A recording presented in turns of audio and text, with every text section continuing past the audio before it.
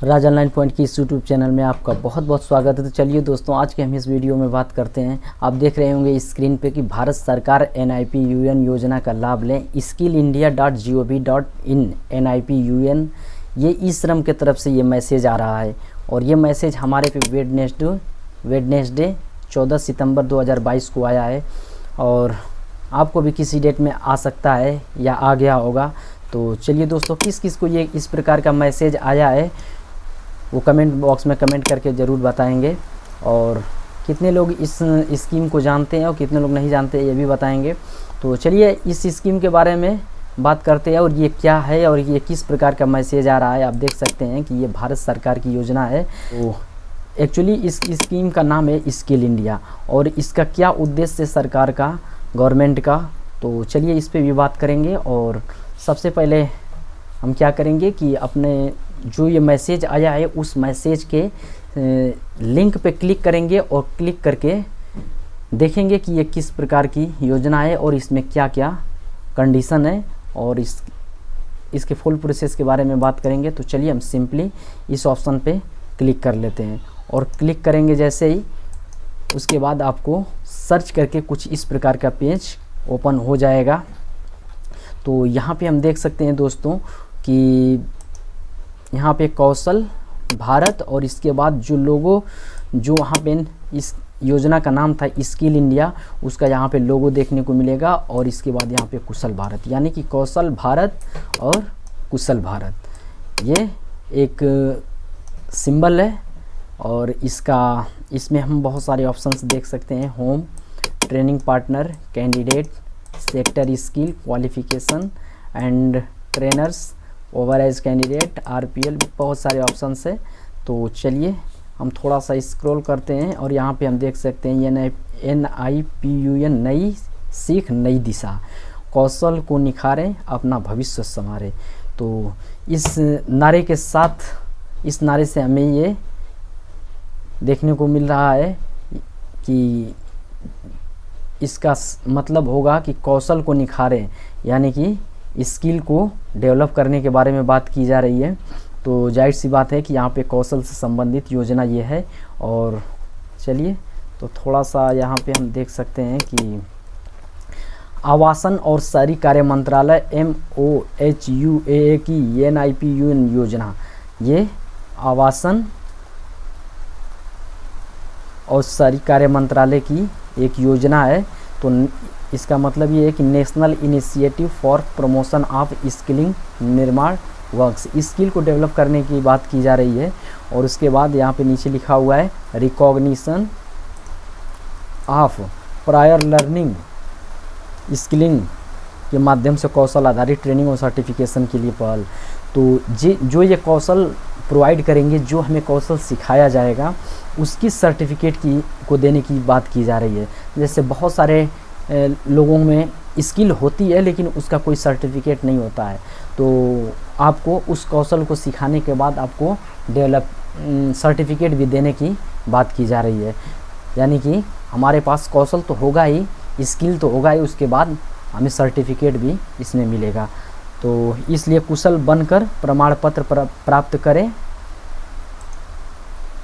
और सपनों को साकार करें। प्रोजेक्ट के बारे में, ये प्रोजेक्ट के बारे में है, आप इसे पढ़ सकते हैं, काफ़ी लंबा चौड़ा इस प्रोजेक्ट के बारे में लिखा हुआ है। और उसके बाद थोड़ा सा नीचे स्क्रॉल करेंगे। नीचे स्क्रॉल करने के बाद यहाँ पे हम देख सकते हैं कि NIPUN में कौन भाग ले सकता है, यानी कि कौन भाग ले सकता है, कौन भाग इसमें नहीं ले सकता है, उसके बारे में बात की गई है। तो चलिए देखते हैं कि इसमें क्या कंडीशन है। Recognition of prior learning RPL, कौशल संवर्धन अप स्किलिंग के लिए भारतीय राष्ट्रीयता का कोई भी उम्मीदवार, राष्ट्रीयता का जो भी राष्ट्र का उम्मीदवार हो, जिसकी एज 18 से 45 वर्ष के बीच में हो। जी हाँ दोस्तों, यहाँ पे आप देख सकते हैं कि इसमें कंडीशन दिया गया है 18 से 45 वर्ष के बीच में कोई भी हो जो भारतीय नागरिकता रखता हो। जॉब रोल जिसके लिए RPL सर्टिफिकेट्स वांछित है और जैसा कि सेक्टर स्किल काउंसलिंग द्वारा उन जॉब रोल के लिए निर्दिष्ट किया गया है में पूर्व अनुभवी हो, यानी कि आपको उस फील्ड में अनुभव भी होना चाहिए, उसमें आपको अच्छा खासा कार्य थोड़ा बहुत मतलब अनुभव होना चाहिए, काम किया हुआ ना पहले से होना चाहिए। और थर्ड कंडीशन जो है वो आधार कार्ड और आधार कार्ड से जुड़ा बैंक खाता रखता हो और कार्य अनुभव से संबंधित अन्य मानदंड को पूरा करता है, जैसा कि संबंधित जॉब रोल्स के लिए सेक्टर स्किल काउंसलिंग द्वारा परिभाषित किया गया है। तो ये आप देख सकते हैं, ये सारे कंडीशन है इस स्किल इंडिया का हिस्सा बनने के लिए। फ्रेश स्किलिंग के लिए भारतीय राष्ट्रीयता कोई फ्रेश, तो ये जो पहला था ये था हमारा अप स्किलिंग, मतलब कि थोड़ा सा अनुभवी लोगों के लिए था। और यहाँ पे दूसरा जो ऑप्शन है यहाँ पे हम देख सकते हैं ये फ्रेश स्किलिंग है, यानी कि मतलब आपको कोई ज़रूरी नहीं है कि आपको काम पहले से आना आता हो या आपने कहीं काम किया हो, इसकी कोई कंडीशन नहीं है दूसरे ऑप्शंस में। पहले ऑप्शन में तो कंडीशन थी कि आपने काम आना चाहिए, कुछ कहीं एक्सपीरियंस होना चाहिए, और दूसरे वाले ऑप्शन में फ्रेश स्किलिंग की बात की गई है, जो भारतीय राष्ट्रीयता का कोई भी उम्मीदवार इसमें पार्टिसिपेट कर सकता है। तो इसमें कंडीशन की बात करें तो 15 से 45 वर्ष के बीच आयु सीमा होना चाहिए। और दूसरा जो ऑप्शन है आधार कार्ड से जुड़ा बैंक खाता रखता हो। और तीसरी है अवार्डिंग बॉडी द्वारा परिभाषित संबंधित जॉब रोल के लिए अन्य मानदंड को पूरा करता हो। और फोर्थ ऑप्शन जो है कंस्ट्रक्शन सेक्टर में अपना करियर बनाने के लिए। तो ये ज़्यादातर मुझे लग रहा है कि कंस्ट्रक्शन सेक्टर के लिए है। तो चलिए थोड़ा सा स्क्रॉल करके और नीचे आते हैं। और ट्रेनिंग को क्या लाभ मिलेगा, तो ऑन साइट स्किल ट्रेनिंग मिलेगी आपको, नेशनल स्किल क्वालिफिकेशन फ्रेमवर्क के अनुसार कौशल योग्यता का आकलन हो, और MOHUA के साथ ब्रांडेड स्किल इंडिया सर्टिफिकेट की बात की जा रही है। वो सर्टिफिकेट वर्ष के लिए कौशल बीमा 2 लाख रुपए की कवरेज के साथ 3 वर्ष का दुर्घटना बीमा भी होगा इसमें।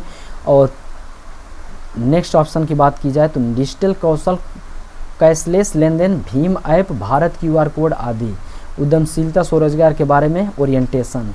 नेक्स्ट ऑप्शन EPF BF की सुविधाएं, उत्पादकता में वृद्धि, वेतन बढ़ने की संभावना, व्यक्तिगत विकास, साइट पर दुर्घटना में कमी, इंडस्ट्री की जानकारी। तो ये सारे इसके कंडीशन हैं। नियोक्ता को क्या लाभ मिलेगा, और श्रमिकों की बेहतर दक्षता के लिए इसका उद्देश्य क्या है, श्रमिकों की बेहतर दक्षता बनाने के लिए इसको डेवलप किया जा रहा है। समय और धन के अपव्यय में कमी, बेहतर उत्पादकता, सुपरविजन की संलग्नता में कमी, उत्तम परफॉर्मेंस, श्रमिकों के मनोबल में वृद्धि, अनुपस्थिति में कमी। तो इसके अलावा और किसी जानकारी के लिए, आप अधिक जानकारी के लिए यहाँ पे ये हेल्पलाइन नंबर दिया गया है, इस हेल्पलाइन नंबर पे कॉल करके आप कांटेक्ट भी कर सकते हैं, और अदर जानकारी कोई भी चाहिए वो आप वहाँ से पा सकते हैं। तो बेसिकली ये स्किल इंडिया का जो हमारे अंदर कौशल को डेवलप करने का स्कीम है, यहाँ पे रजिस्ट्रेशन वगैरह के प्रोसेस। तो चलिए दोस्तों अब हम बात करते हैं इसके रजिस्ट्रेशन प्रोसेस के बारे में। तो चलिए यहाँ पे आप देख सकते हैं कि ये कैंडिडेट का ऑप्शन है, और कैंडिडेट वाले ऑप्शन पे हम चलिए बेसिकली क्लिक करते हैं। और क्लिक करने के बाद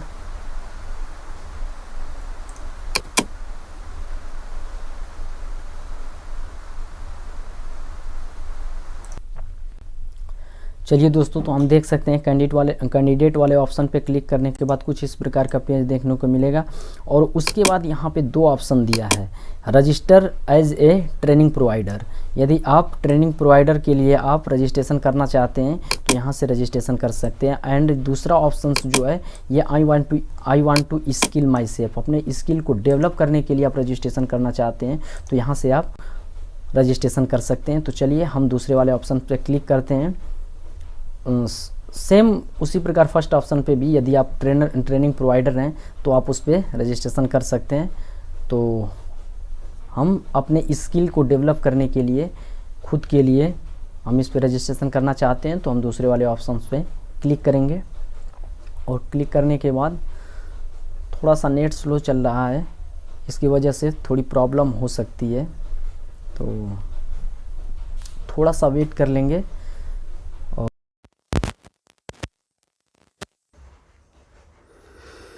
चलिए दोस्तों, तो इसके बाद हम रजिस्टर वाले ऑप्शन पे क्लिक करते हैं। यहाँ पे आप देख सकते हैं कि सबसे पहले यहाँ पे लॉगिन का ऑप्शन देखने को मिल रहा होगा और यहाँ पे रजिस्टर। तो चलिए हम रजिस्टर वाले ऑप्शन पे क्लिक करते हैं और रजिस्टर वाले ऑप्शन पे क्लिक करने के बाद यहाँ पे देख सकते हैं कि a skill development management system register now.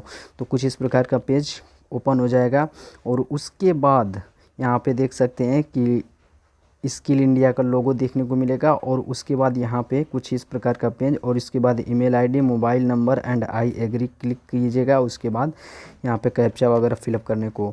तो चलिए पहले हम देख लेते हैं कि इसमें क्या क्या ओपन हो रहा है और इसमें क्या क्या ऑप्शंस देखने को मिल रहा है। तो यहाँ पे आप देख सकते हैं कि सबसे पहले ऑप्शन आ रहा है ट्रेनिंग प्रोवाइडर का और उसके बाद ट्रेनर इंडियन नेशनल और एसेसर इंडियन नेशनल। ये trainer NRI foreigner registration, assessor NRI foreigner resident, यहाँ पे कैंडिडेट का ऑप्शन। तो चलिए हम कैंडिडेट वाले ऑप्शन पे क्लिक करते हैं। यहाँ पे नीचे प्रोक्टर भी देखने को मिलेगा। तो हम यहाँ पे कैंडिडेट वाले ऑप्शन पे क्लिक करेंगे और कैंडिडेट वाले ऑप्शन पे क्लिक करने के बाद आप देख सकते हैं कि कुछ इस प्रकार का पेज देखने को मिलेगा जिसमें बहुत सारे ऑप्शंस हैं और इस ऑप्शंस में हम देख सकते हैं कि क्या क्या फिलअप करने को मिलेगा। तो सबसे पहले वाले ऑप्शन पे हम क्लिक करेंगे तो मिस्टर या मिसेज करके जो भी आपका हो वो आप फिलअप कर सकते हैं। और यहाँ पे सेकंड वाले ऑप्शंस में आपका नेम। तो चलिए हम यहाँ पे नेम फिल कर लेते हैं और इसके बाद यहाँ पे गार्जियन नेम मांगा गया है तो यहाँ पे हम गार्जियन नेम फिलअप कर लेंगे। थोड़ा सा वीडियो लंबा होगा लेकिन हम इसमें वीडियो में फुल प्रोसेस के बारे में बात करने का वादा किए हैं। तो फुल प्रोसेस के बारे में आपको बताएंगे, रजिस्ट्रेशन से लेकर सारे प्रोसेस को हम कंप्लीट करेंगे क्योंकि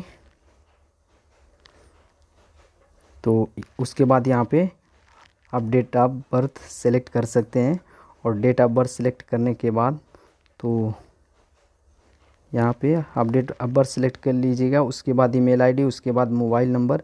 तो चलिए दोस्तों वीडियो बहुत ज़्यादा लंबा हो रहा है तो हम यहाँ पे owner of mobile number fill कर लीजिएगा। उसके बाद यहाँ पे प्रीफर्ड टाइमिंग टू कॉल, जैसे कॉल करने का टाइम आप उसमें प्रीफर कर लीजिएगा। उसके बाद अल्टरनेट मोबाइल भर सकते हैं, ये कोई ज़रूरी नहीं, इसे छोड़ भी सकते हैं। और उसके बाद यहाँ पे व्हाट्सएप मोबाइल नंबर और उसके बाद एजुकेशन लेवल। तो आपका ITI, BSc, medical graduate, MSc, MD, LLB, basic literacy not applicable, केवल basic literacy 12th 5th, M pharma, BBA, D pharma, graduate, post graduate, जो भी कुछ हो आपका इसमें सारे एजुकेशन का लेवल दिया गया है। उसमें आप जो भी आप क्वालिफाई हो उसको सिलेक्ट कर लीजिएगा। उसके बाद यहाँ पे लोकेशन फिलअप करना होगा पिन कोड के साथ, डिस्ट्रिक्ट के साथ, उसमें आप उसको फिलअप कर लीजिएगा। उसके बाद यहाँ पे देख सकते हैं कि कौन से सेक्टर में आप सिलेक्ट करना चाहते हैं। तो यहाँ पे सेक्टर में देख सकते हैं कि क्या क्या मिलेगा आपको। यहाँ पे aerospace, agriculture, apparel, automotive, capital goods, chemical, construction, cross, यानी कि हर एक फील्ड यहाँ पे है। तो जो फील्ड आप चाहते हैं, इंफ्रास्ट्रक्चर से लेकर management, media, entertainment, paints, coating, rubber, sports, हर एक, टेक्सटाइल, टूरिज़्म, हॉस्पिटलिटी। तो उसके बाद यहाँ पे किस रोल में, यहाँ पे कोई भी ऑप्शन जब सेलेक्ट करेंगे तो ये सेकंड वाला ऑप्शन भी ओपन हो जाएगा। तो हम चलिए कोई टूरिज़्म सेलेक्ट कर लेते हैं। टूरिज़्म के बाद सब सेक्टर इसमें सेलेक्ट करना है। तो इसमें रेस्टोरेंट, होटल, क्रूज़, फूड, अब जो भी इसमें, तो हम फैसिलिटी मैनेजमेंट को सिलेक्ट कर लेते हैं। और उसके बाद यहाँ पे देख सकते हैं जॉब रोल में क्या रहेगा, बिलिंग रहेगा आपका या फैसिलिटी सुपरवाइज़र, यहाँ सारे ऑप्शंस देखने को मिलते हैं। बहुत ही सावधानी से आप अपने फॉर्म को फिलअप कीजिएगा क्योंकि इसका गवर्नमेंट ऑफ इंडिया के द्वारा इस फॉर्म को फिलअप करवाया जा रहा है और ट्रेनिंग प्रोवाइड किया जाएगा। और उसके बाद यहाँ पे देख सकते हैं कि यहाँ पे आप इंटरेस्टेड इन, यहाँ पे इस के माध्यम से आप ट्रेनिंग भी ले सकते हैं। ट्रेनिंग एंड प्लेसमेंट चाहिए तो इसको, और पेड कोर्सेज भी चाहिए तो वो भी मिलेगा यहाँ पे, और रोज़गार मेला।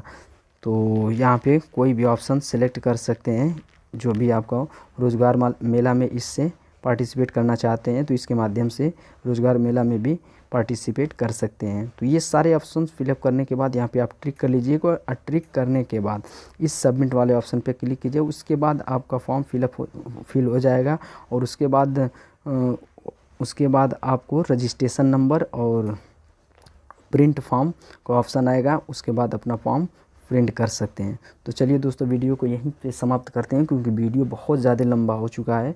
और भी किसी की और भी कोई प्रॉब्लम आएगी तो फिर आप कमेंट बॉक्स में कमेंट करके पूछ सकते हैं, मैं पूरा हेल्प करने की कोशिश करूँगा। तो चलिए, बहुत बहुत धन्यवाद।